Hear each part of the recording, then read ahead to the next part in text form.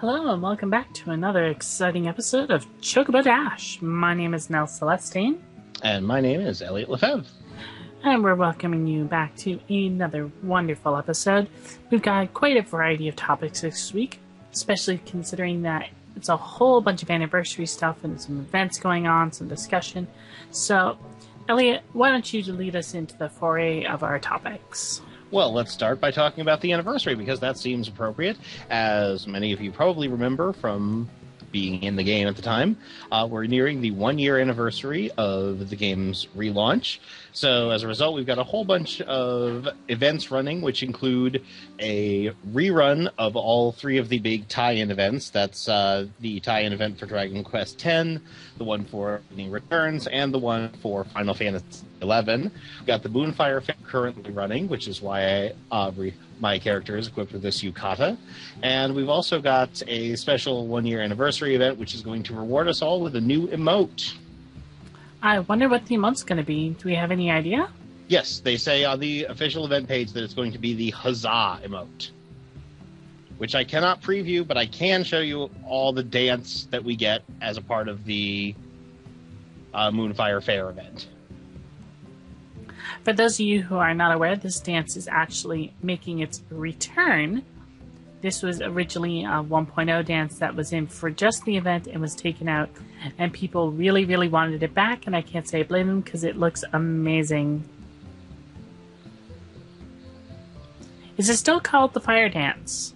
No, it is now called the Bomb Dance. So if you are a collector of all kinds of dance, then you will need to take part in this event. Don't worry, it is fairly quick, and it is fairly fun. It doesn't take a whole lot of effort. Plus, fireworks. And Fire Dance. Well, Bomb Dance now.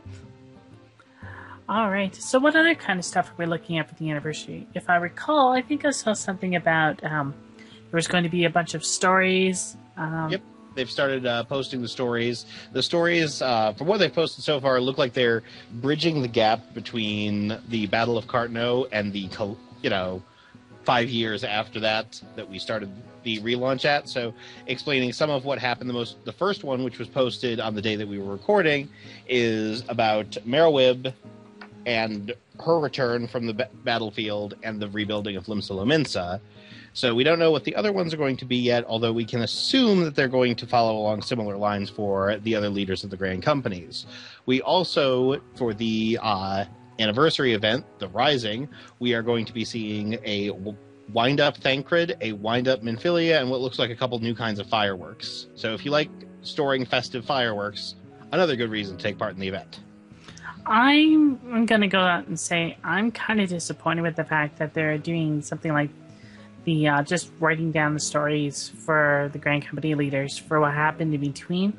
Because if I remember, they did say that one of the major things for 2.0 was finding out about what happened between when you come back and the calamity itself. And there's really not that much that you can actually do. I mean, there's a little bit of coil, but then now this chunk is going to be there, and it's kind of disappointing that it's not actually in-game. Yeah, we're going to have to... The first one does not say anything in terms of answering unanswered questions about what happened. So we're going to have to see if how many of these are talking about what happened and how many of these are going to be talking about just general lore and just general events. I am a little sad that we aren't getting some of that in-game, but I can kind of understand why, because I think some of these things, for instance, don't really fit into a larger narrative and would be a little clumsy to try and insert into the game exposition. I can understand that, but I was hoping for a little bit more, background. But on a more positive note, there's those, daily pictures that they've been posting up as well? Yep, they've also been posting some artwork every day, just from various artists, showing off different takes on the characters, different takes on the setting. It's all very fun. It's all, if you've been around for a year, it's fun to watch. It's plenty of lore, plenty of fun stuff to do. So it's a nice little treat for people who have been sticking with the game since its relaunch. Not to mention that if you've been sticking around, next week, on Monday, you're going to be getting yourself a nice treat of a new patch. Not a full patch, mind you. It is an quality of life patch, so 2.35. This is not the 2.4 with Ninja and Coil and all that. This is an update. Sadly. This is an update patch with a lot of quality of life stuff. We're also going to be getting the new Beastman dailies as well as the super awesome 5 Beastman super effect quest afterwards with fireworks and Power Rangers and everything. And I can only hope that Nell is not exaggerating here, and we are, in fact, going to get fireworks and Power Rangers. Let me just make that very clear. Developers, if you are watching, I am 100% okay with you turning this game into basically Super Sentai Online. You haven't seen the preview trailer for the Beastman quests? I have not seen the preview trailer for the Beastman quests. The preview trailer for the Beastman quest ends off with having all 5 of the Beastman leaders in a Sentai-ish pose with firework explosions in the background. And I'm hoping that this is heralding the start of a new, beautiful world. I'm hoping that, from here on out, characters will be judged not on the quality of their gear, but on what color ranger they represent and whether or not they can join with their ranger robots into a new super robot.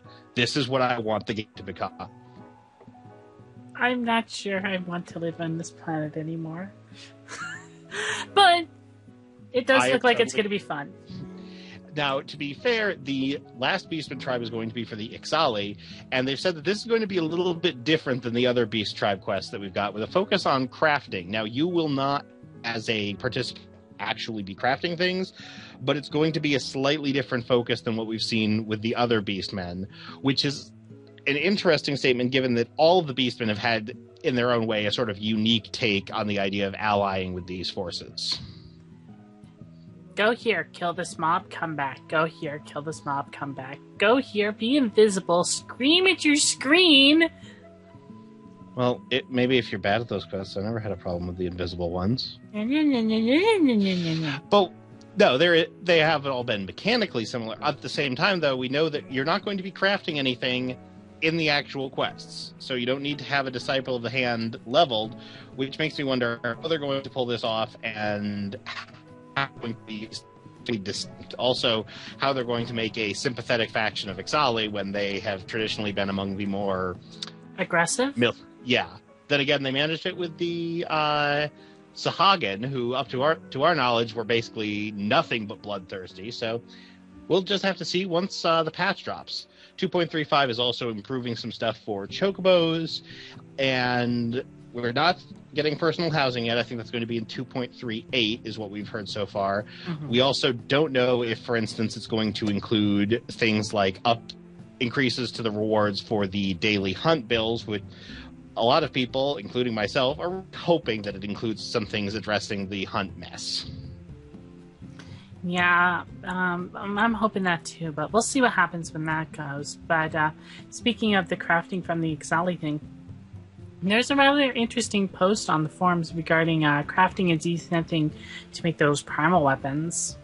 Yeah, that's a very interesting topic. Essentially, what the author is arguing is that the amount of work that goes into making one of these weapons is in no way proportional to the amount of power that you get out of these weapons, when you can replace them more easily by just, going into Leviathan Extreme, as opposed to farming hard mode primals, hoping to get the weapon drops, hoping to get what you need from a desynth, and then hoping you can successfully high quality it.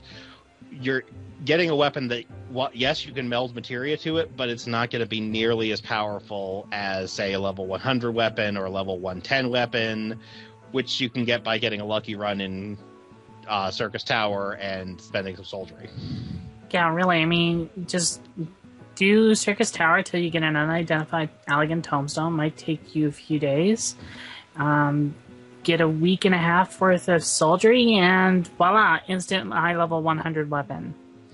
And it's honestly, we've been running into some problems with this in 15 over the past few months, where you have content that's really interesting conceptually. The whole idea of desynthesis and rebuilding things is a neat one, but the actual process for it is somehow even more randomized and irritating than the original version. was. It was already an issue where you had to really kind of getting weapons that were between your Relic Zenith and, you know, the level 55 weapons you can get pretty much by derping your way through AK. That's always been an issue because the only real route has been just desperately hoping that something drops in one of the hard mode primals. But as it stands, this makes it even worse because you have to hope against hope that you get several things right, that crafting goes right, and sell it for honestly less of a profit than if you just sell the individual components of the recipe. Now, if anyone is selling the weapon, they're going to be selling it for a profit, and chances are if it costs... if I remember reading the thread correctly, it looks like it costs about $12 million to make. You can bet your bottom dollar that the crafters will probably be selling it for 50 to 100. And, you know, if you have that money, that's great, but at the same time, if you have that money, you're probably saving it for a house at this point. I mean, seriously, who's going to spend 50 to 100 million gil on a subpar weapon? And that's one of the... It's a nice addition in theory, but in practice, there's no reason for these weapons to exist. They don't fill any niche. They don't solve any problems. If they were higher level, then maybe. Or if they could be upgraded, then maybe. But as it stands, the only upgrade is just melding materia to them, and that's not that compelling. Not to mention, I think it only has like 2 actual slots, and the rest is the add-ons, and percentages for that drop like a rock. So if you're looking at quint melding one of those things, you're looking at probably doubling or tripling the price. Yep. And I understand that. I'm not sure, was this supposed to be like an alternative to picking up Atma? Because it's not really an alternative. It's, do you want to do this irritating nonsense or a different sort of irritating nonsense? I think it was a desperate attempt at giving crafters something to hold them over. That's what I hope, but, you know, this is not real. This is basically telling crafters, well, essentially, you're not getting any new content. You were supposed to hope that you can sell this to a couple of people and spend a whole lot of your time doing this, and basically your entire gameplay has to be devoted specifically to crafting if you want to make this kind of advancement. I'm just worried that 2.4 is going to be loaded with even more desynthesis and higher level recipes and giving us even less and less upgraded gear, because it's getting ridiculous now that the crafted gear is now, like, the gear that you are on a crafter typically caps out at about I-60 or so for the average across the board. I'm not a fully melded crafter, and I'm not yet at least, but I'm getting pretty close. But still, that's ridiculous that it's I-60, and we have combat classes that are almost double our eye level.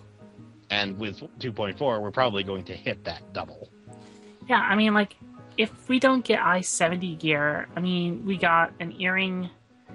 Like, I'm not even sure if the new neck piece and the earring are I-70 or if they're just I-55, because prior to that, they were I-49. But if we don't get, like, some decent level of gear aside from a hat and a main weapon, well, glasses and a main weapon for crafter, hat and a main weapon for gatherers, but it's going to be near impossible to make whatever next tier of crafted items that they're going to throw at you, because people are struggling to hit the caps as it is now. And it makes sense in the sense that I understand, for instance, I don't want this to be something where you can just craft, you know, a level 100 weapon just as an incidental thing. I understand that. That's totally reasonable. But it feels like in their rush to avoid that happening, it's been made so difficult that it's not even worth bothering. They pretty much nerfed and killed. I don't want to say killed. That's a bad word. They pretty much nerfed and kitty gloved their crafting because they're so afraid of the RMT, I feel. They feel the RMT is going to corner markets, so instead of allowing the RMT to corner markets, they're just going to kill markets. Yeah, and it feels like it does not feel like we get. One of the things that, especially at launch, was really nice was that you kind of had the option. If you couldn't get a piece of 70 gear, This is back when 70 gear was pretty good, and 90 gear was obviously the ideal, but 90 gear was not always easily available. If you couldn't get 70 gear, you could get crafted gear. It would fill in the gaps, and that was nice. At this point, crafted gear just doesn't fill the gaps, and if you're trying to craft it, you have to put a whole lot more effort into it than it would take to just hope that something randomly drops. I'm going to be honest, it'd probably be faster for you to do the new dungeons and get a set of I-80 than it would be to get a single piece of the I-95 crafted gear. I would agree, and I'm the person who goes through every single dungeon without actually being able to see any armor drops, so I still think the I-80 gear is faster to get. But let's move on to a slightly less contentious note, although still kind of addressing a concern. There is a different topic, and a good topic, I would say, asking for fishermen to please be able to get some kind of tackle box to store the immense number of different sorts of bait, lures, and other rigmarole that you need to be a successful fisher. I agree with this, especially with big fishing. Yep. With requiring so many different types of bait, so many different conditions, that you need to carry around 10, 12, 14 pieces of bait on you at any given time. And it's not something you can put in your armory chest. It's got to be something you actually carry in your inventory. So a good fisher usually has one full screen of that devoted purely to fishing tackles. And it's a ridiculous amount of space. I mean, how many gathering classes or crafting classes or combat classes have an entire regular inventory page dedicated to gear? I mean, part of the issue here is that we really need some more inventory space, period. The only thing we've gotten is the option to pick up some more retainers, and while that's nice, that requires upping your subscription, which I don't really consider a long-term viable solution, because, some people can afford to pay more for their subscription. Can't. But we really need some more inventory space in general. Fishers in particular, I like that fishing is a, kind of involved system, that it has a whole lot of things that just uses and just fishers need to be concerned with. But if that's the case, we kind of need, fishers not to be penalized for actually enjoying fishing. Yeah, especially with how random the fish gathering is. Yeah. There was an interesting topic on the forums about some of the big fish and catching, and the fact that there was one guy trying to get the new rod. Mm-hmm. He has the best gear, fully melded, and he says that on record he has, I think, about an 80% miss rate on getting those fish. Yeesh. I'd believe it. And it's not like 80% of trying to catch it, or 80% of, it's the wrong thing. It's you have to fish, then mooch, then mooch. And by the way, to mooch, that means you have to get a high quality of that fish, which is completely random. And then you have to hope that you get it.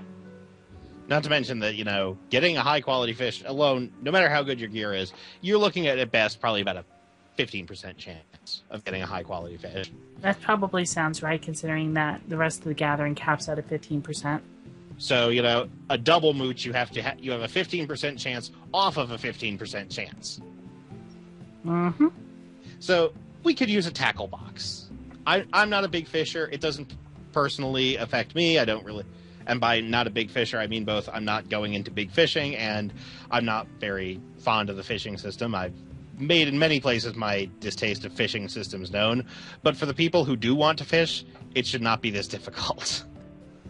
It's easier to just go catch a fish in real life. That doesn't make a whole lot of sense. Yeah, people who like to fish do want the extra space. Did you just change your clothes right in front of me? That seems a little inappropriate. I put on my fishing gear. Show support for fisher people. I would like to remind our audience once again that Nell is not a magical girl and should not be changing her clothes in front of people whenever it suits her.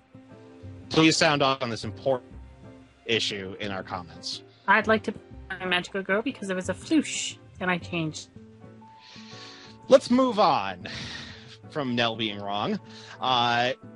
something else that happened in the larger MMO world might affect Final Fantasy XIV. It happened this week, and if you don't follow any other games, then that's fine, and usually I don't bring them up here.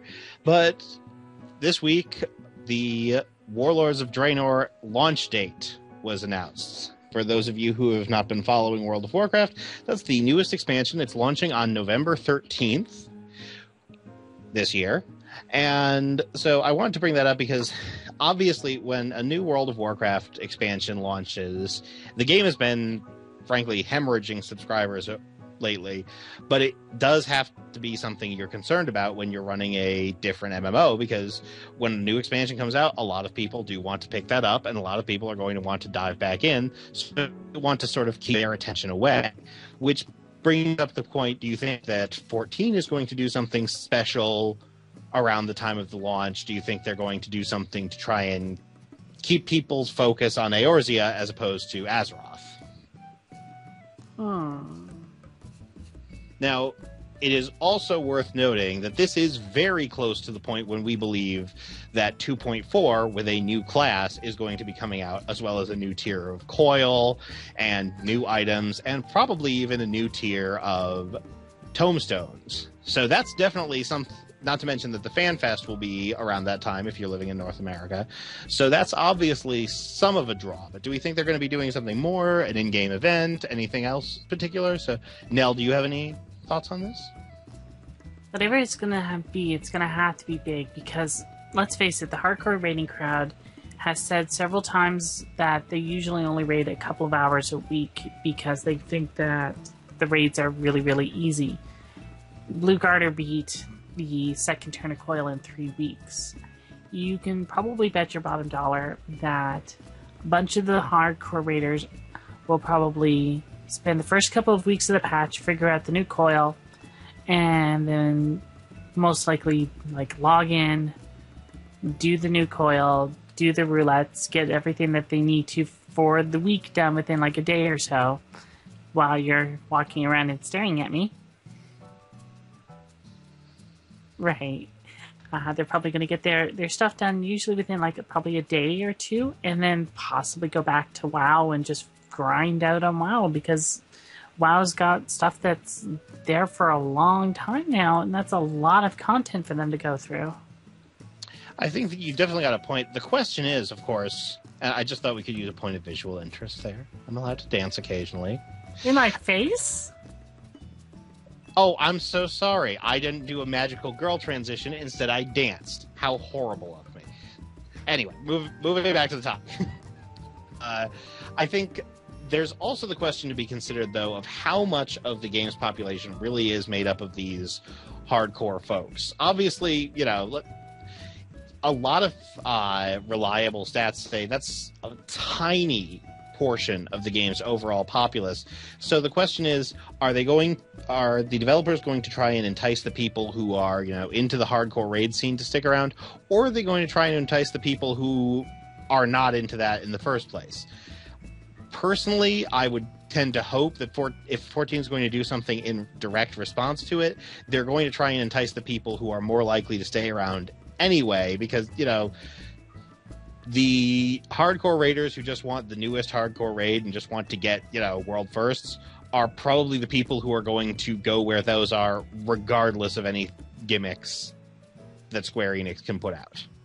The people who enjoy the dungeons and the game mechanics and all that of Final Fantasy XIV are the people who are more likely to stick around here, regardless of whether or not there's a new World of Warcraft expansion. It's not as productive, I would say, to spend your time trying to entice the people who are more likely to leave, as it is to encourage the people who are on the fence to say, no, stick here, stay around. To be fair, last time Final Fantasy and WoW had a slight competition, we had the 1.0 launch.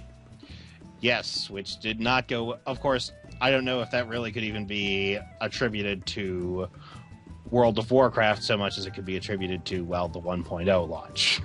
No, my theory is that it's probably very, very much tied because they tried to rush it out to get out at the exact same time as that WoW expansion. What was it?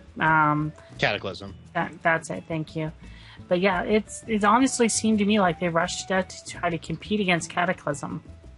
Like it really did seem like it was rushed out the door to just so that way they could be like, okay, we got to get people in before they go to WoW, or we got to get them in now while they go like, oh look, something fresh and new. So that way they leave WoW before they go into the expansion, and then we never get them. It's like, I don't know. I think, honestly, what really hurt the 1.0 launch was I don't think it was so much a reaction to WoW as a complete failure to understand what was going to sell the game in the first place. I think, the fact that Cataclysm was coming out around the same time was almost incidental, and most of the bad choices that were made about 1.0's launch came as a result of the powers that be not knowing nearly as much about the worldwide MMO market as Yoshida has repeatedly demonstrated he's aware of. So, I don't know. I think it's going to be interesting, and we're going to have to keep our eyes peeled about if there's going to be something special around that time. Obviously, like I said, there's going to be a new patch probably in that area. So it's going to be interesting to see if the game does something special to react, or just sort of says, okay, we're just going to keep doing our thing, and the people who are going to leave are going to leave. well, we'll see how it goes as time gets closer. Right now, I'm just looking forward to patch 2.35 and beyond, especially since I've heard that shortly after 2.4, they're going to be allowing us to do some lighting level changes in our houses. That would be lovely. I'm looking forward to both 2.38 and to 2.4 because that will be very important to me for a number of reasons. So, personally, I'm not going anywhere. I'm sticking around here. Alrighty then. As always, you can leave any positive or negative comments in the box below. Like, share, and subscribe if you haven't already. You can follow us both on Twitter. I'm Nell_Celestine. And I'm Elliot_Lefebvre. And you can leave any comments to us there. We usually respond very quickly to either Twitter or on the official YouTube channel. Other sources such as the Moglog, Game Nation, and what have you, we are a little bit slower to respond to, but we do try to look for any comments that are made. Feedback is always appreciative. We only ask that it is constructive. If you have a comment or a suggestion, feel free to make it. We do read everything, so if there's something within our power to improve the show, we will always take that kind of feedback into account.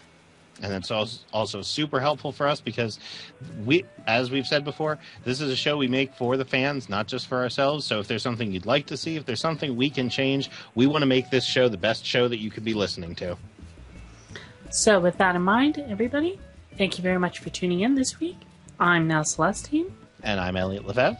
And we're bidding you adieu.